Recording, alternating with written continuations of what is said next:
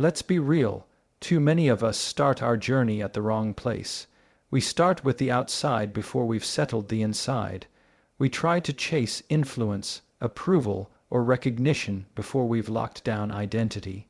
And when you do that, you end up exhausted, insecure, and constantly running in circles because you're asking other people to tell you who you are.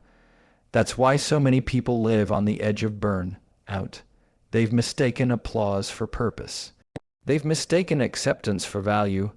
But a Proverbs 31 woman knows this. You don't chase what already belongs to you, and your identity was never meant to be in someone else's hands. Your identity comes before anything else. Before you walk boldly, before you build anything, before you step into your calling, you've got to know who you are in Christ. Without that foundation, everything else will crumble. Think about it. If your identity rests in someone's opinion of you, what happens when they leave? If your worth is tied to someone's approval, what happens when they change their mind?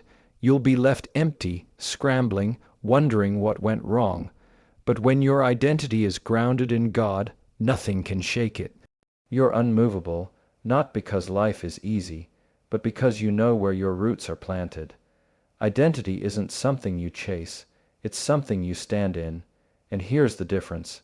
Chasing says, I need you to tell me I matter.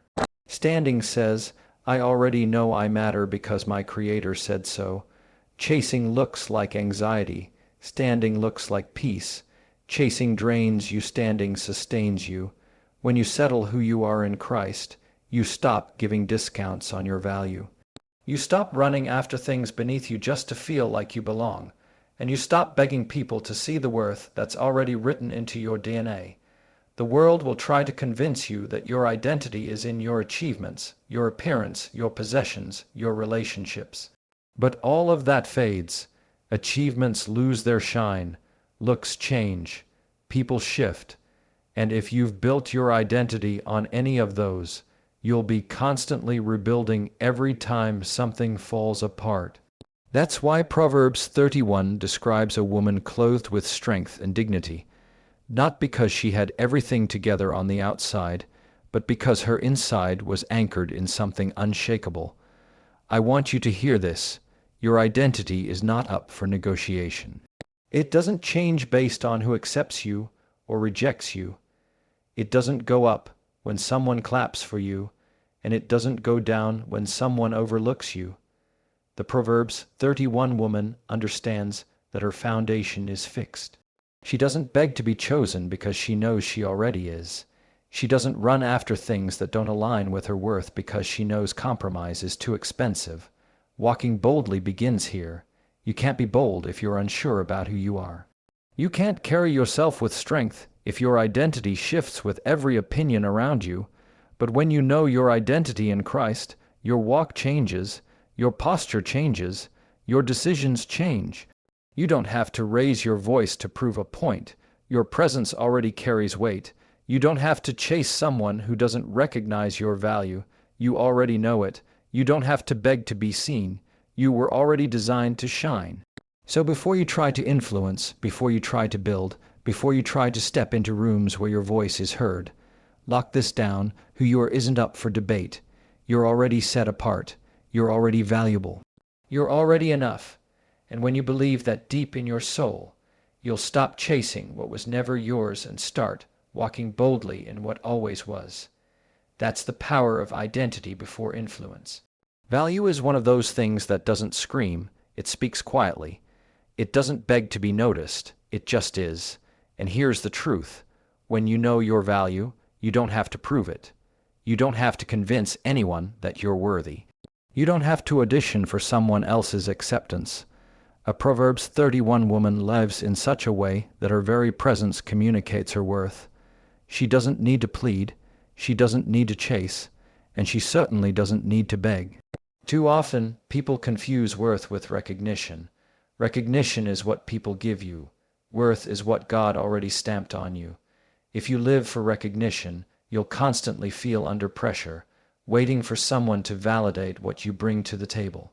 But if you live from worth, you'll carry yourself differently.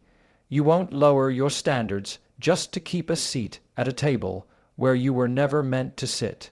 You won't shrink to make other people comfortable with your shine. You won't water yourself down just to avoid being too much, because you'll understand your value was never up for debate in the first place. Here's the thing: value doesn't demand attention, it commands respect. And it commands it not through arrogance, but through consistency. The Proverbs 31 woman doesn't run around shouting about her worth. She simply shows up day after day, walking in her calling, living with integrity, keeping her dignity intact. And because of that, people notice. They respect her not because she begged for it, but because she carries herself like someone who knows what she's worth. When you know your value, you stop over-explaining. You stop apologizing for existing. You stop trying to convince someone to love you, to see you, to choose you. That's chasing, and chasing always puts you in a position of desperation. But value doesn't chase, it attracts. It attracts respect, it attracts opportunity, it attracts the right kind of love. And the people who can't see it, they disqualify themselves. Because here's the reality: if someone can't recognize your value, that doesn't mean you're worth less. It just means they're not capable of handling what you carry. The danger of forgetting your value is that you'll settle for less than you deserve. You'll tolerate disrespect. You'll accept breadcrumbs when you were designed for a feast. You'll keep relationships, friendships, jobs, situations that drain you because you think that's all you can get. But the Proverbs 31 woman doesn't operate from scarcity. She doesn't move like she has to cling to anything that comes her way. She knows her value, and because of that, she has the courage to let go of what doesn't align with her worth. And let's be honest, living out your value takes courage. It's not always easy to walk away. It's not always easy to stand firm. It's not always easy to say, "I won't accept this treatment." But every time you choose to honor your value, you build a life that reflects your dignity. And every time you compromise it, you trade pieces of yourself for temporary comfort. Value requires you to be bold enough to protect your worth, even if it costs you people who never really valued you in the first place. The truth is, value is not performance-based. You're not valuable because of what you do. You're valuable because of who you are and who created you. And once you believe that, you'll carry yourself with a quiet strength. You'll stop trying to prove and start living from a place of peace. The Proverbs 31 woman isn't frantic, isn't desperate, isn't scrambling for recognition. She's steady, she's confident, she's valuable, and she knows it. When you start living like your value is non-negotiable, you stop asking, "Do they see me?" And you start declaring, "I already know who I am." Strength wrapped in dignity. That's not just a poetic phrase, it's a lifestyle. Too many times, people confuse strength with volume. They think strength means being loud, proving a point, fighting to be heard. But the kind of strength the Proverbs 31 woman carries doesn't need to raise its voice. It's not about being the loudest in the room. It's about being the most anchored. It's a calm, steady strength, wrapped in dignity, that doesn't depend on the noise of the world to validate it. When you carry yourself with dignity, you don't get dragged into every battle. You don't have to clap back at every comment, respond to every critic, or defend yourself against every misunderstanding. Dignity allows you to walk away without losing your peace. It allows you to be strong without being harsh, bold without being arrogant.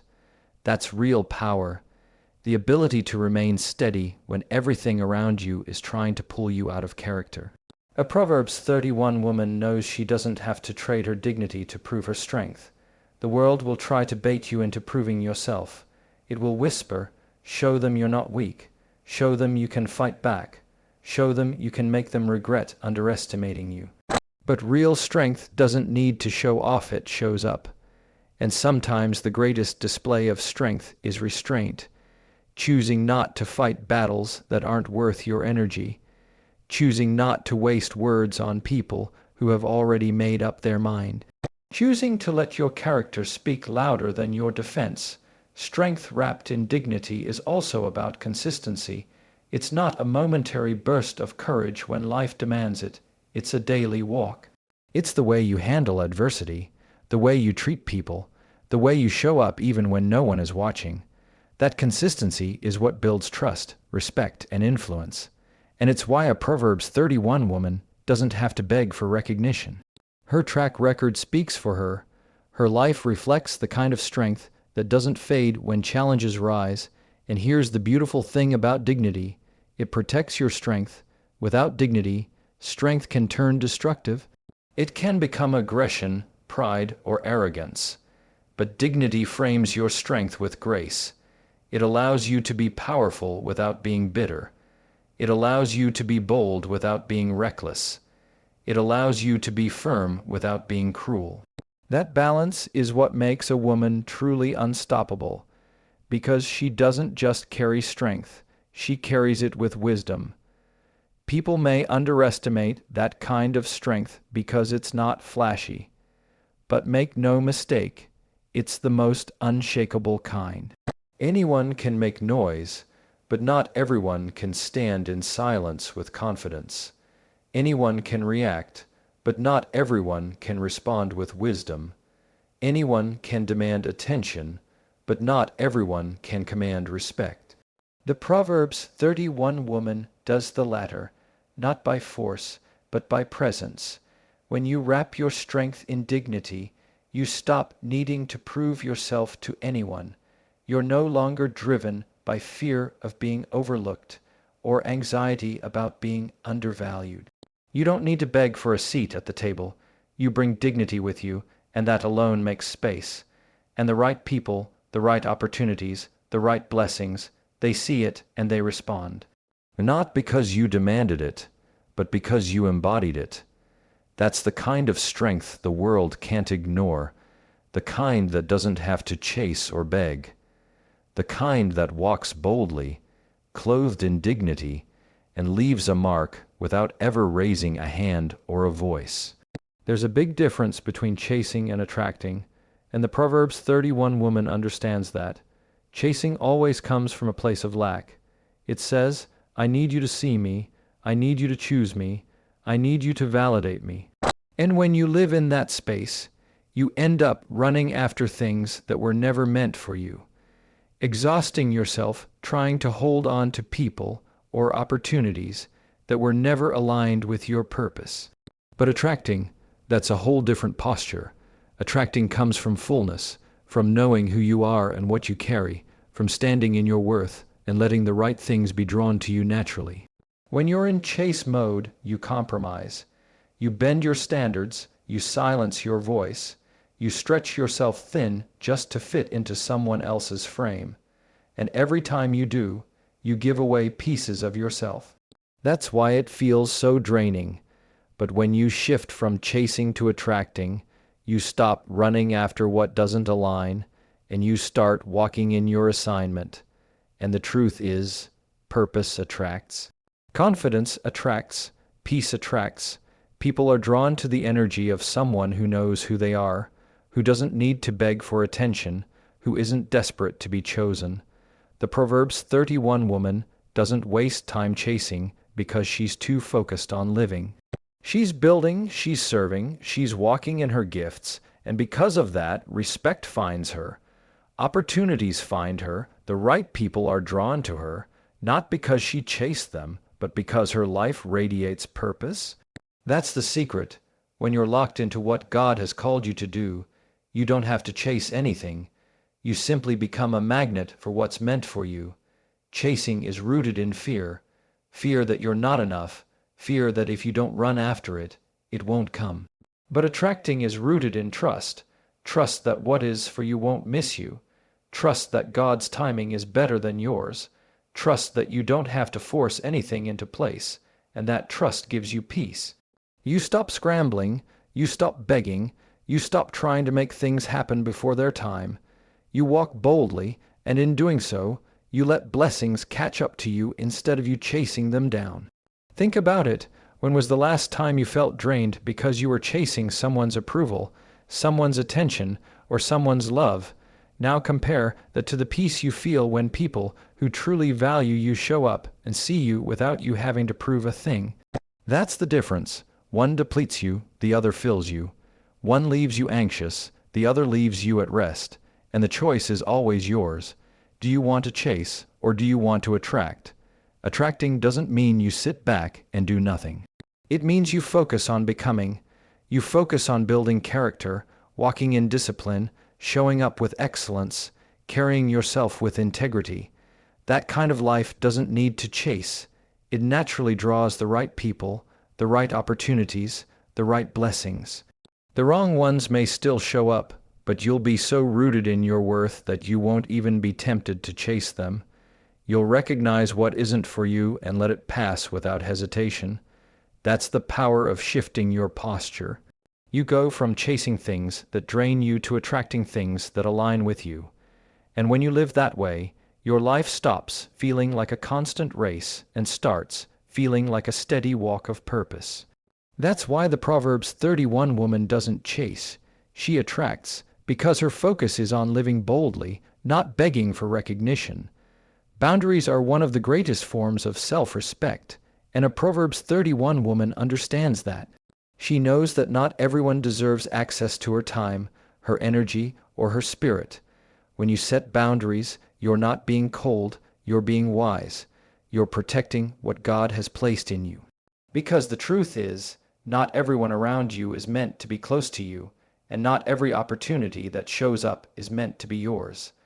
Boundaries create the space where your blessings can flourish without being trampled by people who don't value them. A lot of people think boundaries push people away, but the reality is, boundaries protect what matters most. They keep out what drains you, what distracts you, what disrupts your peace. And if you think about it, even God uses boundaries. He set limits for the seas, for the skies, for the seasons. He designed order. So why would your life be any different? If you want peace, if you want clarity, if you want to grow, you've got to create order in your own space. And that means drawing lines, not out of bitterness, but out of love for yourself and respect for your calling. When you don't have boundaries, you leave yourself wide open for chaos. People will take advantage of your kindness. They'll drain your time, they'll dump their problems on you without ever pouring back into you. And little by little, you'll notice your energy fading, your focus slipping, your joy shrinking. That's the danger of living boundaryless. You lose yourself trying to carry everything and everyone. But when you start setting boundaries, something shifts. You begin to realize that saying no doesn't make you selfish. It makes you strong. Saying I can't doesn't make you less loving. It makes you wise. And refusing to entertain what dishonors your worth doesn't make you hard-hearted. It makes you clear about what God has called you to protect. The Proverbs 31 woman is trusted and respected because she's disciplined about what she allows into her space. She doesn't entertain foolishness. She doesn't waste energy proving herself to people who have no intention of honoring her. She doesn't let distractions pull her from her purpose, and because of that, her blessings stay intact. She's fruitful because she guards the soil of her life. She's effective because she doesn't scatter her energy everywhere. She knows that boundaries aren't walls to keep everyone out. They're gates to decide carefully who gets in. And here's what happens when you set boundaries. The right people respect them. The wrong people resent them. Boundaries reveal who truly values you. Someone who's meant to walk with you won't be offended by your limits. They'll honor them because they see the worth behind them. But someone who only came to use you will push against them, guilt-trip you, or label you as difficult. That's how you know they were never meant to stay. Living with boundaries doesn't mean you isolate yourself. It means you value yourself enough to recognize that your time, your energy, and your spirit are precious. It means you're not available to everything and everyone at all times. It means you're intentional about where you invest yourself. And that intentionality is what keeps your blessings safe, because when you stop pouring into what drains you, you finally have room to pour into what grows you. That's why boundaries guard blessings.